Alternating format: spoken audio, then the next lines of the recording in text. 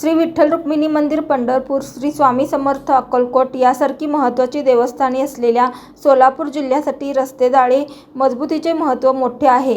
या बाबी लक्षात घेऊन बांधण्यात आलेले हे महामार्ग प्रकल्प जिल्ह्यातील आध्यात्मिक स्थळांपर्यंत पोहोचण्यास भाविकांसाठी सुलभ झाले आहेत. श्री विठ्ठलाच्या दर्शनासाठी पालखी घेऊन येणाऱ्या वारकरी भाविकांसाठी वेगळा रस्ता केला आहे. यामुळे वारकरी भाविकांची वाट सुखकर झाल्याचे प्रतिपादन केंद्रीय रस्ते व वाहतूक मंत्री नितीन गडकरी यांनी केले.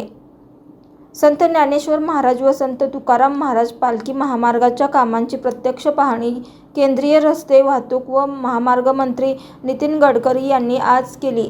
यावेळी त्यांच्या समवेत पालकमंत्री जयकुमार गोरे, खासदार धैर्यशील मोहिते पाटील, आमदार सर्वश्री सुभाष देशमुख, समाधान आवताडे, अभिजित पाटील, माजी खासदार रणजितसिंह निंबाळकर, माजी आमदार प्रशांत परिचारक, माजी आमदार रणजितसिंह मोहिते पाटील, माजी आमदार राम सातपुते, जिल्हाधिकारी कार्तिकेयन एस, पोलीस अधीक्षक अतुल कुलकर्णी, प्रांताधिकारी विजया पारंकर, सचिन इथापे, राष्ट्रीय महामार्ग प्राधिकरणाचे प्रादेशिक अधिकारी अंशुमन श्रीवास्तव, राष्ट्रीय महामार्ग प्राधिकरणाचे अभिजित औटी तसेच अधिकारी, मान्यवर व पदाधिकारी उपस्थित होते.